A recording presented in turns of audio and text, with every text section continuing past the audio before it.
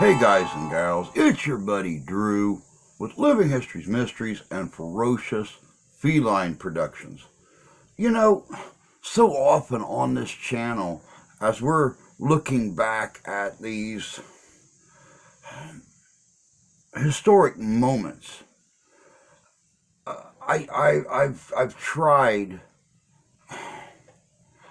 to stay away from as much of the 20th and 21st centuries as I could, because that's stuff that, we or our children or grandchildren mostly learned about in school. But every once in a while, I will find a certain point or happening or something in the 20th century that we never learned. Today is just such that while going through more boxes and photos and stuff here since Grandma's passing 2 years ago, we found photos and marriage licenses and all kinds of stuff. But one photo in particular stuck out, and that was a picture of the wife's grandfather, Robert,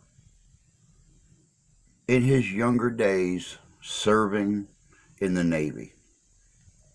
So I wanted to do something about the Navy that's not widely known, and that's the silent services.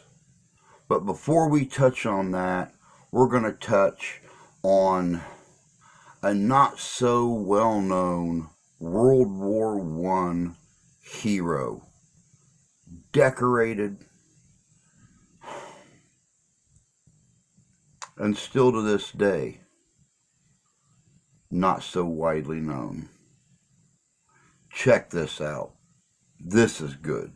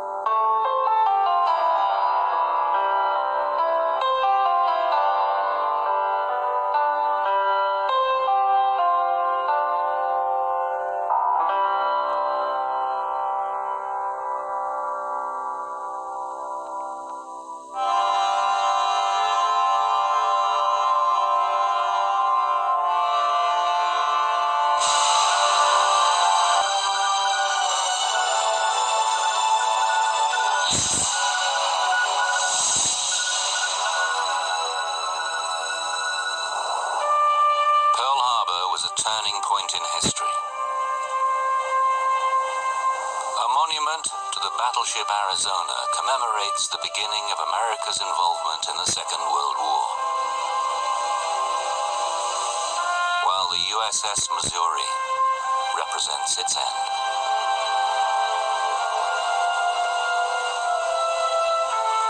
A much smaller memorial consists of two simple circles of stones honoring what many consider to be the single most effective military service in the war against Japan, the submarine force of the United States Navy.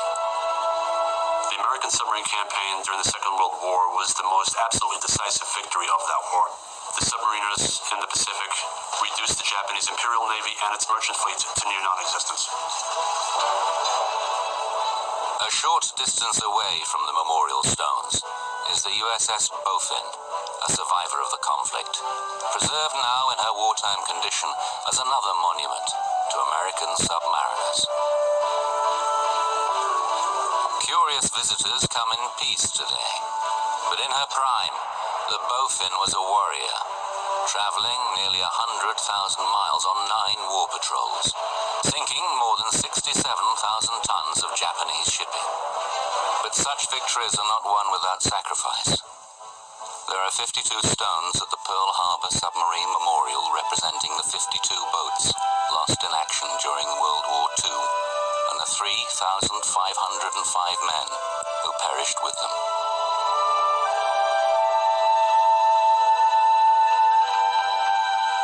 The American submarine force relied on stealth and secrecy. It was vital that enemy ships, once struck, never knew it was a sub that hit them. The operations of American submarines were largely secret, and they became known collectively as the Silent Service. The letters SS in the Bowfin's official hull number identify her as a submarine. The numerals show she was the 287th sub to enter the U.S. Navy since the force was founded, with the commissioning of the USS Holland in 1900.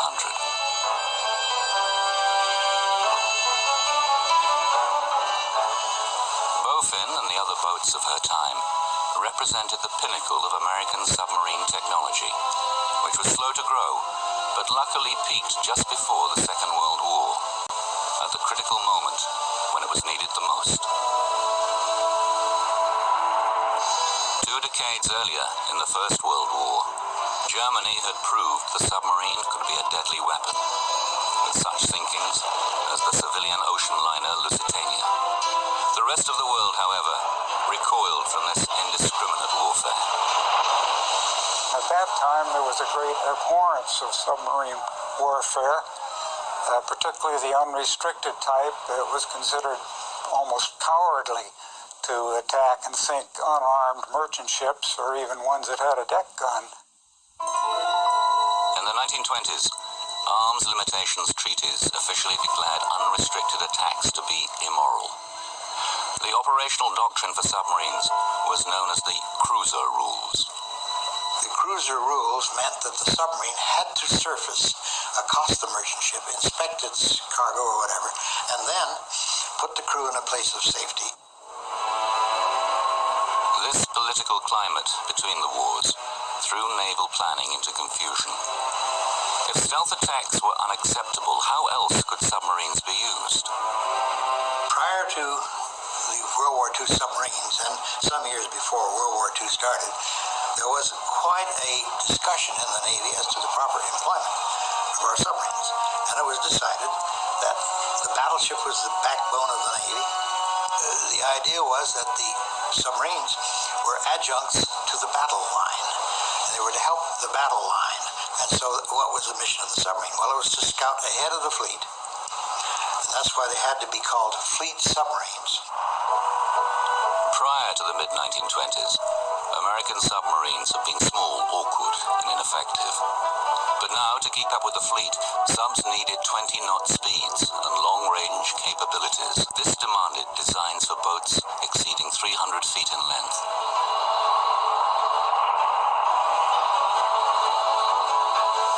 At 1,500 tons or more, the boats were double the weight of their predecessors. But there was a weak link. American diesel engines of the 1920s simply didn't measure up. We could not manufacture a diesel that was reliable enough over the long term, which could provide a submarine on the surface with 20 knots plus in order to sustain the pace of a battle fleet. It couldn't be done. But in the early 1930s, the American railway industry was spearheading improvements in diesel technology designed to replace steam power on American trains.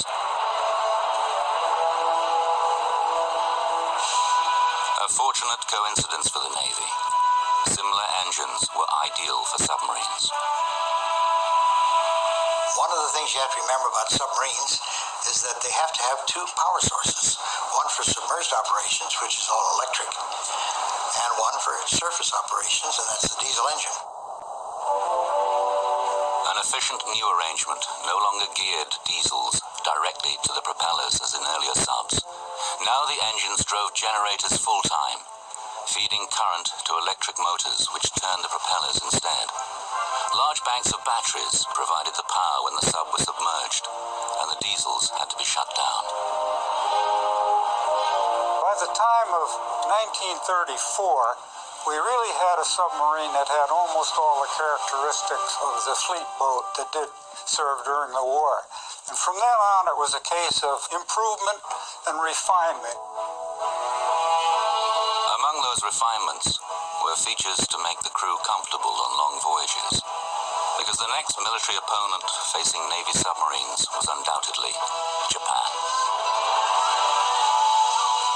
If the Navy's major task was to patrol the Pacific, it needed a submarine that had long sea legs, could accommodate a large crew, could sustain them over time, could provide clean air and good food, and good drinking water. And the design had to be like that. In 1939, plans for the USS Gato were in progress.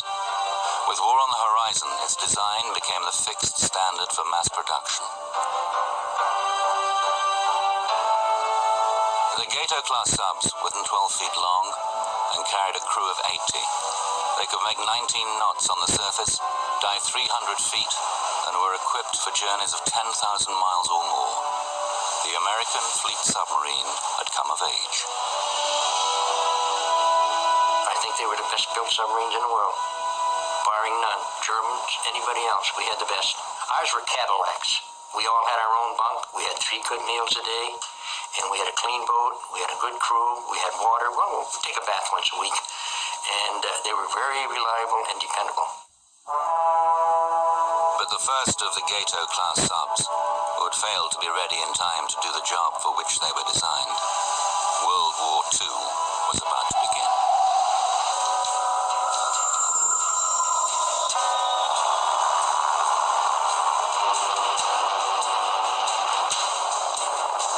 When the Japanese attacked Pearl Harbor, battleships and airfields were the prime targets.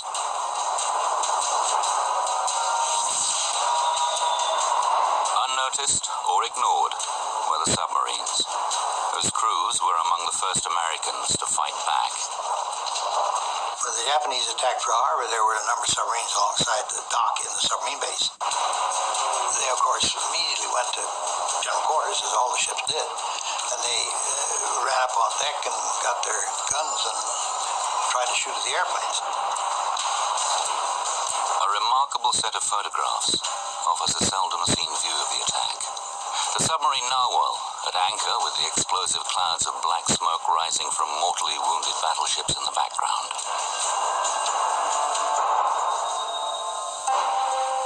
On deck, sailors survey the attack in disbelief. The Union Jack flutters in a breeze on the Narwhal's bow, as a Japanese plane streaks out of the sky toward them. The Narwhal, together with the submarine Tautog and a nearby destroyer, were given group credit for shooting down the first of 29 Japanese planes destroyed in the raid. On this day of infamy, however, their efforts were barely noticed. They didn't do much good because these submarines were not intended to be anti-aircraft ships. They did man their stations and they did well for themselves, and the planes did not attack them, therefore there were no submarines damaged at Pearl Harbor. The submarine Pompano, built in 1937, had been scheduled to arrive at Pearl Harbor from the mainland that very morning, but rough weather had made her 4 hours late.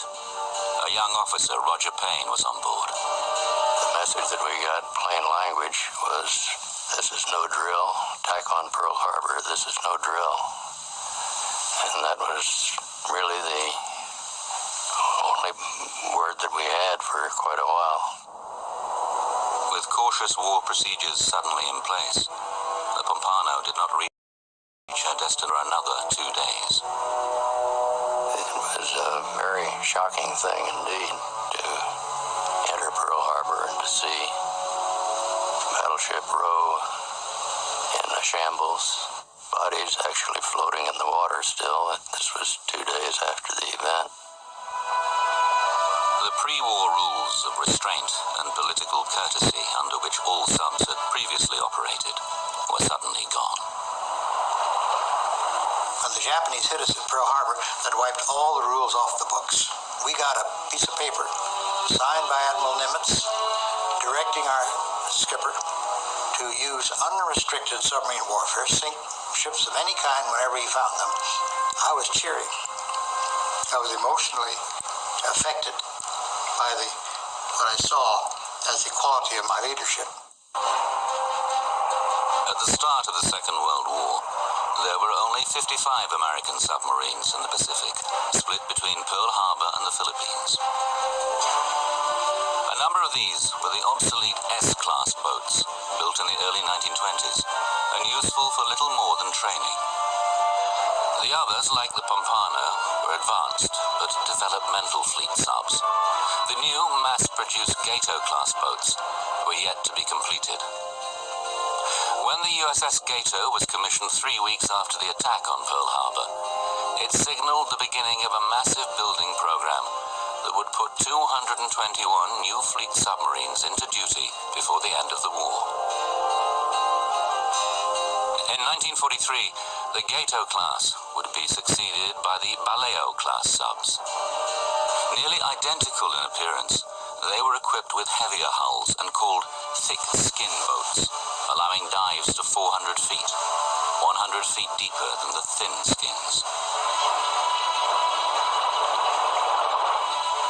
As America mobilized for war, the unique role of the submarine with its cutting-edge technology attracted the finest of crews. The Pacific Fleet was in shambles, and only the boats of the Silent Service remained to draw the battle lines.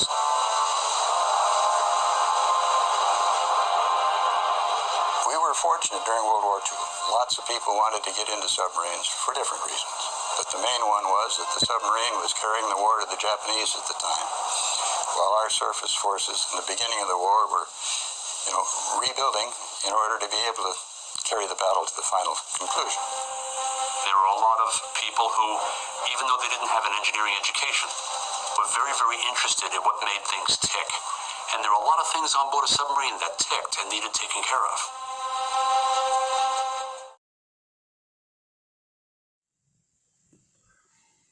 Welcome back. It's like I said in the beginning, I don't really touch a lot on the 20th and 21st century because when I was in school in the 70s and 80s, a lot of what happened during the 20th century is exactly what we're taught. Now, don't forget, what happened in the 70s and 80s is what's taught now to our children or our grandchildren, and in some cases, our great-grandchildren.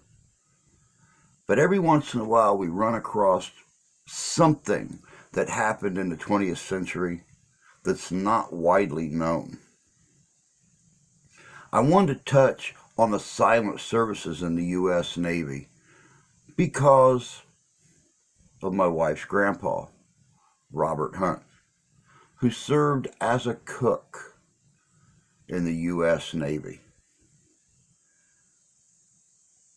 sadly, most of those brave men and women who've done their part during World War II have passed on.